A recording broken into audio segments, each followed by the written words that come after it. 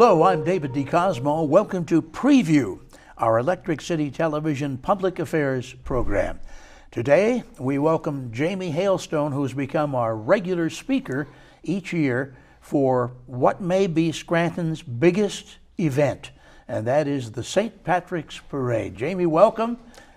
Glad to have you back. Thank you for having me back. Your roles have changed a little bit. Yes, it has. I was just saying, it's a strange experience for me after being parade director for over 10 years. I have no official title this year, which I'm not upset about in the least, but I'm still involved, heavily involved, but not with a title. Tommy Gilbride is now parade director. He took over for me, and I'll be backup. Well, as we've seen from years past, every one of those committee members has a workload to do to make the parade successful. So this year's St. Patrick's Parade, I mean, I'd say day because it is on St. Patrick's Day. What is the date for this year's parade? March 14th. And as in years past, we begin the day with Mass at Cathedral, which I'm actually going to get to go to this year, which I've always had a difficult time making it just because my time would be pressed.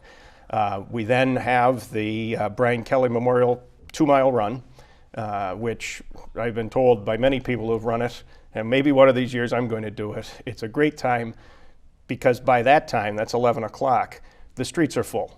And so for a lot of people who just do fun runs, to have a lot of people cheering you on as you run, it's a different experience. So, is the parade, is the run, is the route for that the same as the parade? Correct. Yep. It's just they start at Lackawanna College and basically run the route backwards, and so they'll do a turnaround at the cathedral and then head back up, and the whole race is 2 miles. And that in itself, as a separate event, has been growing every year. Yes, it is. And like everything, the weather has a lot to do with it. And mid-March, as you know, in northeast Pennsylvania, you never know. But we've had upwards of 300-400 runners when the weather's perfect. And it's kind of great for them as they're finishing to have these crowds to cheer them on to that finish line. The crowds gathering, of course, for the parade. No, it's pretty neat. That turnaround there at the cathedral, and there's a large group of people because that's the beginning of the parade. That gets a lot of excitement, and people, you see them running a little bit faster than they might have been otherwise. Sure. How many years now for St. Pat's Parade here in Scranton? This will be 59. 59. Yep. And of course, I think most people know it has become known as one of the biggest St. Patrick's Parade in the United States, much to the attribution of you and your colleagues on the committee. It has evolved over the years. It's also turned into a very, very, very involved planning situation. Yeah. Well, at any time you have, we could have, and again, depending on the weather, we usually end up with at least 7 or 8 pipe bands, at least 7 or 8 high school bands. Then you add in the different groups that bring their own music, the step dancing groups, the twirlers, the cheerleader groups who come.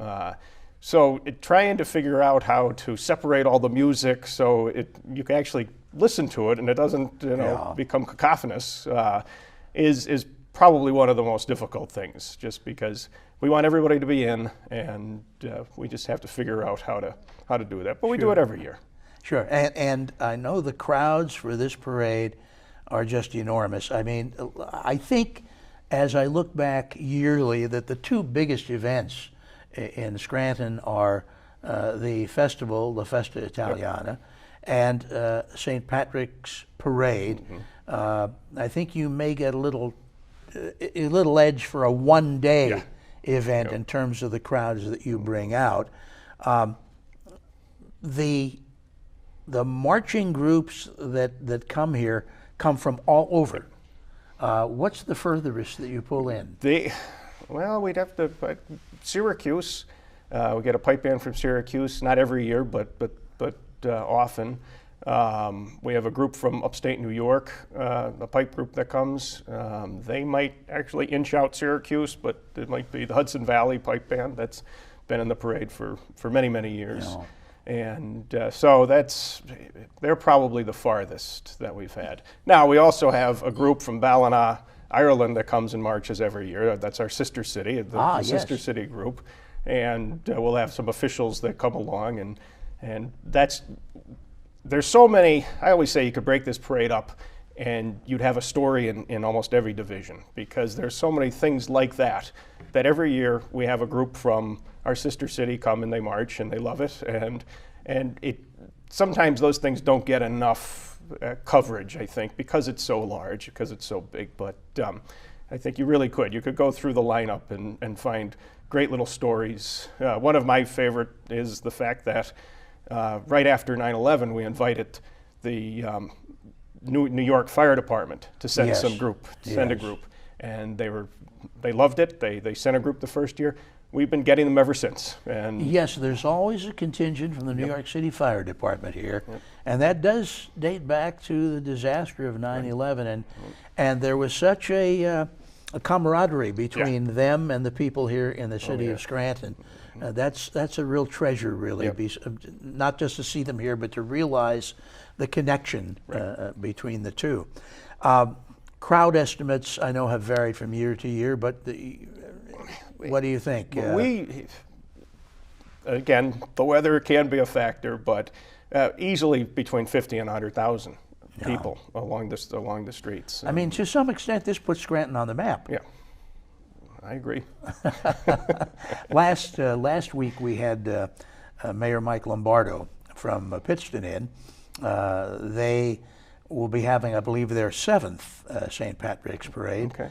And they were very complimentary as to how the Scranton organization had helped them get it started, and still help them out at all. And when I talked to Mayor Lombardo, I said, when I think about the city of Pittston, I tend to think of an Italian heritage.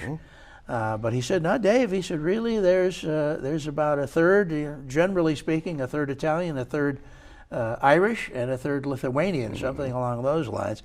Now, conversely, when I think about Scranton, I tend to think about probably the Irish population or heritage more than the others. But like Pittston, you've really got the mix. Yes, we do. And we always are very quick to point out that we're all the sons and daughters of immigrants. And and our parade celebrates one group that came over, but everyone is involved. And the last few years we've had our most recent immigrants. We've had bands, Hispanic bands locally that have come out, some Mexican music, and to have that sort of mixed in with all the Irish and everything else is fascinating to us. And certainly the crowd is not ethnic specific. Everyone's Irish that day. That's pretty much what is said, and pretty much I think the truth of it as well. Your parade runs a substantial amount of time. It does. Yeah, we kick off at 11:45, and that's to accommodate the mass and accommodate the race, and it can go up to 3 hours. And that's we're cognizant of the fact that can be a long haul, especially if you have little kids.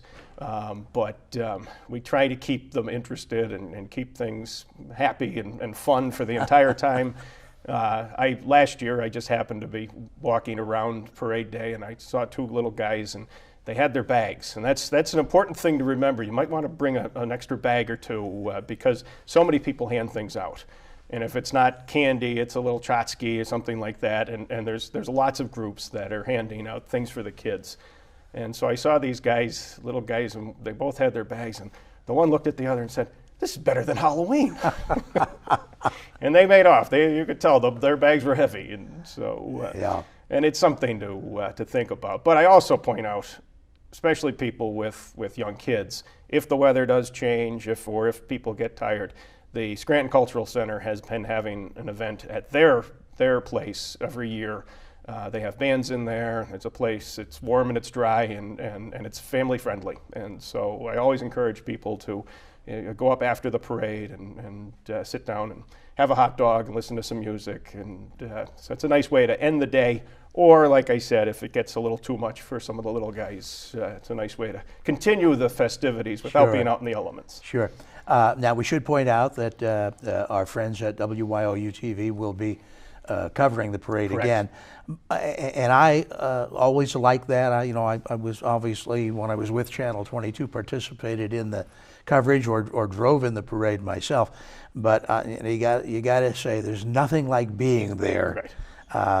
That really is the tops, to have the feel and the sound of the parade right around you. But I will say, we get a lot of great feedback from the program, and people love it, and people watch it every year that can't make it in, possibly because of health problems, and so it always feels good to me to know that they're participating, they're part of it, and they get to watch it. And and I know the folks at 22 are very happy to do it as a community service. Where is the best place, if someone's coming into town, where's the best place to try to set up so, when the bands they can't play music all the time, although they usually do it a few times along each march. So where's the best place or places to catch some of the actual presentations? Well, I direct people, especially if you're coming with a crowd and you have some kids, right around the federal building and the Lackawanna County Courthouse building. There along North Washington Avenue. We will be having, again, this year we'll have some bleachers so people can be up a little bit higher and be able to see over the crowds. But there's a lot of areas there, and if you need to send somebody to run around in a field, there's a nice piece of grass there that so they can burn off some energy. But and so that's a good spot, because that's also the reviewing stand will be there. And some of the groups, like the dancers and things, they might stop and do a little bit of a routine right in front of the reviewing stand, and so that's a good spot. But honestly, another great spot is right along Lackawanna Avenue, right by the mall, because there's a lot of room there. You run in the mall if you have to warm up or something, and of course the parking's there too, the mall parking, and all the parking will be open. We start closing the streets around 9:30, 10 o'clock, so it slowly gets more and more difficult to get into town. But the police and our own volunteers are very good at directing traffic and getting you into the different parking garages that day, and so that's. But it's something to think. You might want to get here a little bit early. I was going to say, you probably want to hit here at the latest around 9 in the morning. Yep, 9:30, 10. 10 at the latest, but 9:30 is probably when you're going to get here. Right, and there's great traffic control, even toward the last minute as things get started. In terms of that, the city police are on the ball for that, as they are. And this is something we want to point out because it's important. There is, a lot of the bars open early, and there's always been a concern about consumption. But you've had that pretty well in hand lately. We have. The bars don't open until 9 o'clock. That's been sort of an agreement with them. Years past, they opened at 7, and things could get a little hairy. But I think that's helped the few extra hours. But I think people are just more aware. And as we've really, the last, I would say, 15 years, worked on making it a family-friendly event. Very, very family-friendly, yes. And that's our goal, is to have. And the more kids, the more families, that's what I want to see, and that's what the parade committee wants to see. Yeah, well, that's what you see along the sidewalks. So the kids are always up front there because they're looking for those handouts too. When those little pieces of candy come along, they definitely want those. Yeah, we've bands and candy, and everyone seems to be happy. So. I remember asking you once before. It's certainly worth revisiting. Are you at the stage now where bands and participants come to you? Please, can we get in this parade? Yes. Have you had to turn people down? We haven't, and we've been lucky in that respect because we have an allotted time, at least on the television, it's 3 hours is what WYOU allots us. So we're usually able to finish it in in 3 hours. Some years it gets a little bit longer, and that can be tough. But so we have not done that. But there's always next year, and there's always, if it became too much, we'd have to put a cap on it ourselves. Well, now the regional St. Patrick's parades, and I mentioned Pittston and Wilkes-Barre is involved. I think you've got one in Jim Thorpe. I think you've got one in the Stroudsburg area. I'm probably missing some. But of course, they're all competing to get the same participants in their bands, which is one of the reasons why the coordination between you and Pittston and Wilkes-Barre is essential, so you're not going after the same people. Correct. And our tradition is the Saturday before St. Patrick's Day, and that's so we've sort of marked that as ours. Wilkes-Barre does it the Sunday, so they're always, and many of the pipe bands that play in Scranton will then go and get a hotel room and stay and do the Wilkes-Barre parade the following they're able week. to do it because of your scheduling. Right. Sure, Right. sure. And that was part of when Pittston came and said, we want to do this, but we're not doing it the same day as you guys. And we said, well, that's probably a good idea because we wouldn't want to have to compete. And that's part of the fun of it too. You could almost go to a St. Patrick's parade every weekend in March in our area. I think you could. I think you could. In northeastern Pennsylvania, Right. you'd probably find on a Saturday or a Sunday someone that's running one. But there must be other areas where still some of the groups you're after are torn. Do we have to go here? We have to go there to one of the other bigger cities out of the state necessarily. You're pulling bands in from out of state, so they've also got competition elsewhere. All right. Yep. And we like to think that we've got a loyal core group, especially among the pipe bands. We've got basically the same group comes back year after year. The sanitation workers, the IBEW's sort of light. These are bands that we just get, like I said, Hudson Valley. Every single year, these different bands come back, and oftentimes we don't even necessarily have to hear from them because we just know they're going to be here and they're going to play for us. And I like bands because you only have to talk to one person, tell them which way to go, and that takes care of it. Yeah. What is the parade route again for? You start? We start right in front of the cathedral, Okay. And head down Wyoming Avenue, take the left onto Lackawanna Avenue, all the way up and around the. It's the Radisson now. It was the Hilton, but the Hilton and the Radisson. You pass by both of them. Back down Spruce Street, take the right onto North Washington, and then it goes up past Lackawanna College to the end. So you may the telecast may end. You may still have a few marchers coming along. It's happened. What impact? Can you judge the impact of the parade on this city in terms of after parade day? Well, you could probably put an economic number on it. I know you can't find a hotel anywhere in the area for that weekend, especially, well, not in town at all, but even outside the area. We've heard from hotel people who've said, we're booked for next year, already. Yeah, book that far ahead. Right, booked ahead. Restaurants, but I always think this is our rite of spring, and sometimes Northeast winters can be tough, and people and you get affected, and so the idea that there's something to look forward to in mid-March, and everybody comes out and everyone's happy, I think that's an impact that I think is important for the community. Yeah. You make a lot of use of volunteers. Yep. Are all of your committee members correct volunteers? Yep. How many people put this together, realistically?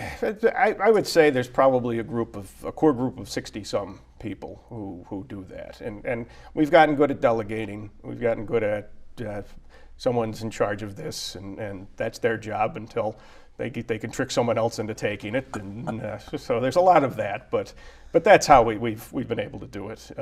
One person can't do everything, and it's good to have a lot of people, a lot of hands on deck, and that's what we do. How do you coordinate who's marching where?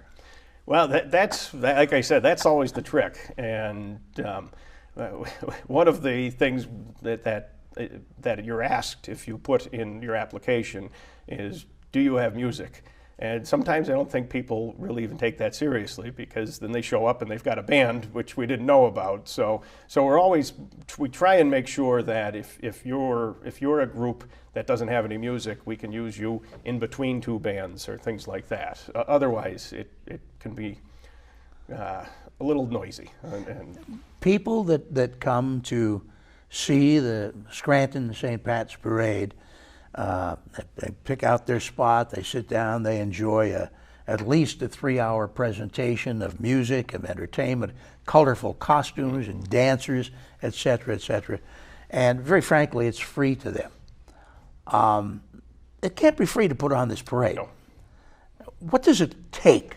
What does it take dollar-wise to stage a parade like this? Well, we pay the pipers, so to speak. We don't want anybody to lose any money. We're making sure that, if they're going to get a bus, we're going to cover their bus and things like that. The same with even the high school bands. We want to give something to the school district that is sending the bands to us to make sure that at least cover the cost of the bus and whatever else that they might, and then put something towards the band itself. So we raise $70,000 a year. How do you do that? Well, you're not charging the people that come and see it. The sponsors. We Okay. have wonderful sponsors. We've got people who come year after year and want to be involved. The race is sponsored by Geisinger. We've had unions who are sponsors every year. So we go out in the community and we say, this is either a good advertising thing for you, like you put it in your advertising budget, or is it something that you just believe in? And so we have different people give us money for different reasons. I think you've got a lot of people that just believe in what this means to the city. I agree. The turnout every year, whether the weather is great or not, it's always been large. Right. It may be, if it's a bad, cold, wintry day, you may have a few thousand less, but you're still going to have thousands that come out for this. So I think you've probably got some very dedicated sponsors that care about the community. And obviously the committee cares about the community. This is something that has not only lasted, but it's grown so very, very big. Makes it a little hard to manage, I suspect. It is and it isn't. The actual day of the parade, we've got great support from the committee itself to get this lined up, because once you have everybody, then you have to make sure they're in the correct order, and people are getting lost, and so there's always that. There's always a lot of running around. I was in it a few times, and actually it's setting up where you're going to be and where you're going to start. Am I supposed to be over here, over there? But you've always had somebody there. Yeah. And they've got their little pad and their notepad, and okay, you go over here and you go over there. So the coordination is amazing, and what's interesting about that is that's something that the parade goers don't see. Right. It's like a show like this. You don't see what's behind the cameras so often. So it's very, very impressive. Let's go over the date again and the times, because we're getting a little short on time here. Okay. So again, the date is March 14th. Closing, the roads are going to start to be closed around 9:30, 10 o'clock. Our race is at 11 o'clock. And what time is the Mass? The Mass is at 10 o'clock. Okay, the Mass is at 10. Yep. The race begins then at 11. At 11. Yep. And then the parade steps off at 11:45. 11:45, and again, there are some key spots, including right near the Lackawanna County Courthouse, if you want to make sure that you hear some of the bands playing. There's usually a drum as they're marching along throughout the entire parade, but very frankly, there are some spots where you can hear them. Whether or not you hear the full songs or not, the costumes and everything are certainly very impressive, as the crowds are impressive, as is the work of this great committee. I'm hoping that this continues, and I was going to say, I'd like to see it grow, but I don't think it can grow. I think it's a good size the way it is. I don't think we don't need any more. No, this is again one of the biggest St. Patrick's parades in the United States, right here in Scranton. So, on the 14th of March. So, and I hope it's another great one. Jaime Hailstone, thank you so much for representing the committee and kind of filling us in on some of the plans for this year. Thanks for having me back. Glad to have you. And until we see you again next week, I'm David DeCosmo for Preview on ECTV, and I hope all your news is good.